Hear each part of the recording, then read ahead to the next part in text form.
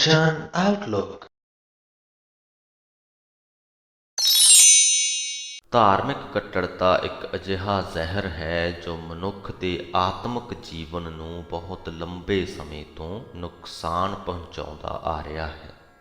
ਆਪਣੇ ਆਪ ਨੂੰ ਧਾਰਮਿਕ ਆਗੂ ਕਹਿਣ ਵਾਲੇ ਲੋਕ ਅਕਸਰ ਹੀ ਦੂਜੇ ਧਰਮਾਂ ਨੂੰ ਬੁਰਾ ਭਲਾ ਕਹਿੰਦੇ ਨੇ, ਆਪਣੇ ਧਰਮ ਨੂੰ ਉੱਤਮ ਸਮਝਦੇ ਨੇ, ਦੂਜਿਆਂ ਦੇ ਵਿੱਚ ਬੁਰਾਈਆਂ ਕੱਢਦੇ ਨੇ, ਤੇ ਕੋਈ ਹੋਰ ਉਹਨਾਂ ਦੇ ਧਰਮ 'ਚ ਬੁਰਾਈ ਕੱਢਦਾ ਹੈ, ਆਪਣੇ ਧਰਮ ਨੂੰ ਉੱਤਮ ਕਹਿੰਦਾ ਹੈ। ਪਰ ਜੋ ਅਸਲ ਦੇ ਵਿੱਚ ਧਾਰਮਿਕ ਆਗੂ ਹੈ, ਜੋ ਅਸਲ ਦੇ ਵਿੱਚ ਪਰਮਾਤਮਾ ਦਾ ਭਗਤ ਹੈ, ਉਹਦੀ ਸੋਚ ਕਿੰਝ ਦੀ ਹੁੰਦੀ ਹੈ, ਉਹ ਅਸੀਂ ਅੱਜ ਦੀ ਬਾਣੀ ਦੇ ਵਿੱਚ, ਅੱਜ ਦੀ ਵੀਡੀਓ ਦੇ ਵਿੱਚ ਜਾਣਾਂਗੇ। ਜਦੋਂ ਗੁਰੂ ਅਮਰਦਾਸ ਸਾਹਿਬ ਭਗਵਾਨ ਰਾਮ, ਕ੍ਰਿਸ਼ਨ ਤੇ ਬ੍ਰਹਮਾ ਆਦਿਕ ਦੇਵਤਿਆਂ ਦੇ ਬਾਬਤ ਆਪਣੇ ਵਿਚਾਰ ਪੇਸ਼ ਕਰਦੇ ਹਨ। ਸੋ ਆਓ ਜਾਣੀਏ ਗੁਰੂ ਅਮਰਦਾਸ ਸਾਹਿਬ ਕੀ ਸੋਚਦੇ ਹਨ ਹਿੰਦੂ ਧਰਮ ਦੀਆਂ ਇਨ੍ਹਾਂ ਪ੍ਰਮਾਣਿਤ ਸ਼ਖਸੀਅਤਾਂ ਦੇ ਬਾਰੇ ਵਿੱਚ। ਵੀਡੀਓ ਜਾਣਕਾਰੀ ਭਰਪੂਰ ਲੱਗੇ ਤੇ ਅੱਗੇ ਲੋਕਾਂ ਤੱਕ ਜ਼ਰੂਰ ਪਹੁੰਚਾ ਦਿਓ। ਆਸਾ ਮਹਿਲਾ ਤੀਜਾ, ਅਸ਼ਟਪਦੀਆਂ, ਘਰ ਦੂਜਾ, ਇੱਕ ਓੰਕਾਰ ਸਤਿਗੁਰ ਪ੍ਰਸਾਦ। ਸ਼ਾਸਤ ਵੇਦ ਸਿਮਰਤ ਸਰ ਤੇਰਾ, ਸੁਰਸਰੀ ਚਰਨ ਸਮਾਣੀ। ਸ਼ਾਖਾ ਤੀਨ ਮੂਲ ਮਤ ਰਾਵੈ, ਤੂੰ ਤਾਂ ਸਰਬ ਵਿਡਾਣੀ। ਗੁਰੂ ਸਾਹਿਬ ਕਹਿੰਦੇ, ਹੇ ਪ੍ਰਭੂ, ਤੇਰਾ ਨਾਮ ਸਰੋਵਰ ਮੇਰੇ ਵਾਸਤੇ ਸ਼ਾਸਤਰ ਵੇਦ ਸਿਮਰਤੀਆਂ ਆਦਿਕ ਦੀ ਵਿਚਾਰ ਹੈ। ਤੇਰੇ ਚਰਨਾਂ ਦੇ ਵਿੱਚ ਲੀਨਤਾ ਮੇਰੇ ਵਾਸਤੇ ਗੰਗਾ ਆਦਿਕ ਦਾ ਤੀਰਥ ਇਸ਼ਨਾਨ ਹੈ। ਸੁਰਸਰੀ ਤੋਂ ਭਾਵ ਗੰਗਾ।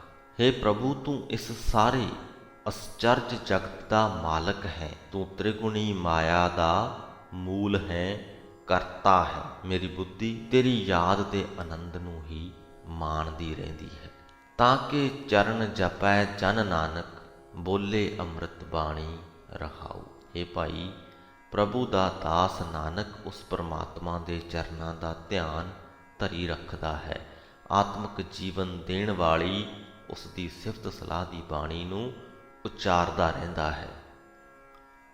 33 ਕਰੋੜੀ ਦਾਸ ਤੁਮਾਰੇ, ਰਿੱਧ ਸਿੱਧ ਪ੍ਰਾਣ ਆਧਾਰੀ। ਤਾਂ ਕੇ ਰੂਪ ਨਾ ਜਾਹੀ ਲਖਣੇ, ਕਿਆ ਕਰ ਆਖ ਵਿਚਾਰੀ। ਹੇ ਪ੍ਰਭੂ, ਲੋਕਾਂ ਦੇ ਮਿਥੇ ਹੋਏ 33 ਕਰੋੜ ਦੇਵਤੇ ਤੇਰੇ ਹੀ ਦਾਸ ਹਨ। ਜਿਨ੍ਹਾਂ ਰਿੱਧੀਆਂ ਸਿੱਧੀਆਂ ਤੇ ਪ੍ਰਾਣਾਯਾਮ ਦੇ ਇਹਨਾਂ ਦੇਵਤਿਆਂ ਨੂੰ ਮਾਲਕ ਸਮਝਿਆ ਜਾਂਦਾ ਹੈ। ਜਿਹੜਾ ਸਮਝਿਆ ਜਾਂਦਾ ਹੈ ਕਿ ਇਹ ਜੋ ਦੇਵਤੇ ਸਨ, ਇਹ ਰਿੱਧੀਆਂ ਸਿੱਧੀਆਂ ਦੇ ਮਾਲਕ ਸਨ।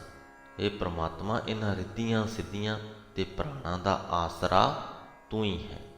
ਰਿੱਧ ਸਿੱਧ ਪ੍ਰਾਣ ਆਧਾਰੀ। ਹੇ ਭਾਈ, ਪ੍ਰਮਾਤਮਾ ਦੇ ਅਨੇਕਾਂ ਹੀ ਰੂਪਾਂ ਦਾ ਬਿਆਨ ਨਹੀਂ ਕੀਤਾ ਜਾ ਸਕਦਾ। ਗੁਰੂ ਸਾਹਿਬ ਕਹਿੰਦੇ, ਮੈਂ ਕੀ ਆਖ ਕੇ ਉਹਨਾਂ ਦੀ ਕੋਈ ਵਿਚਾਰ ਦੱਸਾਂ। ਕਿਆ ਕਰ ਆਖ ਵਿਚਾਰੇ। ਤੀਨ ਗੁਣਾ ਤੇਰੇ ਜੁਗ ਹੀ ਅੰਤਰ, ਚਾਰੇ ਤੇਰੀਆਂ ਖਾਣੀ। ਕਰਮ ਹੋਵੈ ਤਾਂ ਪਰਮ ਪਦ ਪਾਈਐ, ਕਥੇ ਅਕਥ ਕਹਾਣੀ। ਹੇ ਪ੍ਰਭੂ, ਇਸ ਜਗਤ ਵਿੱਚ ਮਾਇਆ ਦੇ 3 ਗੁਣ ਤੇਰੇ ਹੀ ਪੈਦਾ ਕੀਤੇ ਹੋਏ ਹਨ।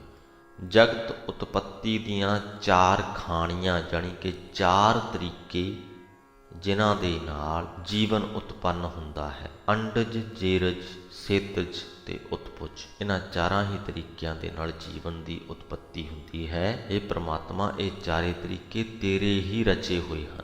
ਜਦੋਂ ਤੇਰੀ ਮਿਹਰ ਹੋਵੇ, ਜਿਸ ਤੇ ਤੇਰੀ ਮਿਹਰ ਹੋਵੇ, ਉਹੀ ਉੱਚੀ ਆਤਮਿਕ ਅਵਸਥਾ ਹਾਸਲ ਕਰਦਾ ਹੈ ਤੇ ਤਦੋਂ ਹੀ ਕੋਈ ਤੇਰੇ ਅਕਥ ਸਰੂਪ ਦੀਆਂ ਗੱਲਾਂ ਕਰਨ ਦੇ ਯੋਗ ਹੁੰਦਾ ਹੈ। ਕਰਮ ਹੋਵੈ ਤਾਂ ਪਰਮ ਪਦ ਪਾਈਐ, ਕਥੇ ਅਕਥ ਕਹਾਣੀ। ਤੂੰ ਕਰਤਾ ਕੀਆ ਸਭ ਤੇਰਾ, ਕਿਆ ਕੋ ਕਰੇ ਪ੍ਰਾਣੀ। ਹੇ ਪ੍ਰਮਾਤਮਾ, ਇਸ ਜਗਤ ਦਾ ਰਚਨਹਾਰਾ ਤੂੰ ਹੈ। ਇਸ ਜਗਤ ਦੇ ਵਿੱਚ ਜੋ ਕੁਝ ਵੀ ਵਾਪਰਦਾ ਹੈ, ਤੇਰੇ ਹੁਕਮ ਅਧੀਨ ਹੀ ਵਾਪਰਦਾ ਹੈ। ਤੂੰ ਹੀ ਸਭ ਕੁਝ ਕਰਦਾ ਹੈ। ਕਿਆ ਕੋ ਕਰੇ ਪ੍ਰਾਣੀ। ਜੀਵ ਕੀ ਕਰਨ ਦੇ ਸਮਰੱਥ ਹੈ, ਭਾਵ ਕਿ ਜੀਵ ਆਪਣੀ ਮਰਜ਼ੀ ਦੇ ਨਾਲ ਕੁਝ ਵੀ ਕਰਨ ਦੇ ਯੋਗ ਨਹੀਂ। ਜਾ ਕੋ ਨਦਰ ਕਰੈ ਤੂੰ ਆਪਣੀ, ਸਾਈ ਸੱਚ ਸਮਾਣੀ। ਜਿਸ ਜੀਵ ਇਸਤਰੀ ਉੱਤੇ ਤੂੰ ਮਿਹਰ ਦੀ ਨਜ਼ਰ ਕਰਦਾ ਹੈ, ਉਹ ਤੇਰੇ ਸਦਾ ਥਿਰ ਨਾਮ ਵਿੱਚ ਲੀਨ ਰਹਿੰਦੀ ਹੈ। ਨਾਮ ਤੇਰਾ ਸਭ ਕੋਈ ਲੇਤ ਹੈ, ਜੇਤੀ ਆਵਣ ਜਾਣੀ। ਆਵਾਗਵਣ ਦੇ ਵਿੱਚ ਪਈ ਹੋਈ ਜਿੰਨੀ ਵੀ ਸ੍ਰਿਸ਼ਟੀ ਹੈ ਉਹ ਸਾਰੀ ਹੀ ਤੇਰਾ ਨਾਮ ਲੈਂਦੀ ਹੈ। ਜਦੋਂ ਅਸੀਂ ਆਪਣੇ ਜੀਵਨ ਦੇ ਵਿੱਚ ਜੋ ਕੁਝ ਵੀ ਕਰਦੇ ਹਾਂ ਪ੍ਰਮਾਤਮਾ ਦੇ ਹੁਕਮ ਅਧੀਨ ਹੀ ਕਰਦੇ ਹਾਂ। ਉਹ ਗੱਲ ਵੱਖਰੀ ਹੈ ਕਿ ਅਸੀਂ ਇਸ ਗੱਲ ਨੂੰ ਮੰਨਦੇ ਹਾਂ ਜਾਂ ਨਹੀਂ, ਅਸੀਂ ਇਸ ਭੇਦ ਨੂੰ ਸਮਝਦੇ ਹਾਂ ਜਾਂ ਨਹੀਂ। ਕਰਦੇ ਅਸੀਂ ਉਹੀ ਹਾਂ ਜੋ ਪ੍ਰਮਾਤਮਾ ਦਾ ਸਾਡੇ ਲਈ ਹੁਕਮ ਹੁੰਦਾ ਹੈ। ਅਤੇ ਕਿਉਂਕਿ ਅਸੀਂ ਪ੍ਰਮਾਤਮਾ ਦਾ ਹੁਕਮ ਵਜਾਉਂਦੇ ਹਾਂ, ਇਸ ਕਰਕੇ ਇਹ ਸਮਝ ਲਈਏ ਕਿ ਅਸੀਂ ਪ੍ਰਮਾਤਮਾ ਦਾ ਨਾਮ ਹੀ ਲੈਂਦੇ ਹਾਂ। ਜਾ ਤੁਧ ਭਾਵੈ ਤਾਂ ਗੁਰਮੁਖ ਬੂਝੈ, ਹੋਰ ਮਨਮੁਖ ਫਿਰੈ ਇਆਣੀ। ਪਰ ਜਿਨ੍ਹਾਂ ਦੇ ਉੱਪਰ ਪ੍ਰਮਾਤਮਾ ਦੀ ਮਿਹਰ ਹੁੰਦੀ ਹੈ, ਜਿਨ੍ਹਾਂ ਦੇ ਲਈ ਪ੍ਰਮਾਤਮਾ ਨੂੰ ਇਹ ਚੀਜ਼ ਚੰਗੀ ਲੱਗਦੀ ਹੈ, ਉਹਨਾਂ ਨੂੰ ਪ੍ਰਮਾਤਮਾ ਗੁਰਮੁਖ ਬਣਾ ਦਿੰਦਾ ਹੈ ਅਤੇ ਇਸ ਭੇਦ ਦੀ ਸਮਝ ਵੀ ਬਖਸ਼ ਦਿੰਦਾ ਹੈ। ਹੁਕਮ ਸਾਰੇ ਹੀ ਉਸ ਪ੍ਰਮਾਤਮਾ ਦਾ ਵਜਾਉਂਦੇ ਨੇ। ਜਿਨ੍ਹਾਂ ਨੂੰ ਪ੍ਰਮਾਤਮਾ ਗੁਰਮੁਖ ਬਣਾ ਦਿੰਦਾ ਉਹ ਇਸ ਗੱਲ ਨੂੰ ਸਮਝ ਵੀ ਜਾਂਦੇ ਨੇ, ਮੰਨ ਵੀ ਲੈਂਦੇ ਨੇ। ਨਹੀਂ ਤਾਂ ਜੋ ਮਨਮੁਖ ਹਨ ਉਹ ਅਣਜਾਣ ਪੁਣੇ ਵਿੱਚ ਭਟਕਦੇ ਹੀ ਫਿਰਦੇ ਰਹਿੰਦੇ ਹਨ। ਚਾਰੇ ਵੇਦ ਬ੍ਰਹਮੇ ਕੋ ਦੀਏ, ਪੜ੍ਹ ਪੜ੍ਹ ਕਰੇ ਵਿਚਾਰੀ। ਤਾਕਾ ਹੁਕਮ ਨਾ ਬੂਝੈ ਬਪੁੜਾ, ਨਰਕ ਸੁਰਗ ਅਵਤਾਰੀ। ਉਸ ਪ੍ਰਮਾਤਮਾ ਨੇ ਬ੍ਰਹਮਾ ਨੂੰ ਚਾਰੋਂ ਵੇਦ ਦੇ ਦਿੱਤੇ। ਬ੍ਰਹਮਾ ਨੇ ਚਾਰੇ ਵੇਦਾਂ ਦੀ ਰਚਨਾ ਕੀਤੀ। ਮੁੜ ਮੁੜ ਪੜ੍ਹ ਪੜ੍ਹ ਕੇ ਇਹਨਾਂ ਦੀ ਵਿਚਾਰ ਕਰਦਾ ਰਿਹਾ, ਪਰ ਇਹ ਨਾ ਸਮਝ ਸਕਿਆ ਕਿ ਪ੍ਰਭੂ ਦਾ ਹੁਕਮ ਮੰਨਣਾ ਸਹੀ ਜੀਵਨ ਰਾਹ ਹੈ।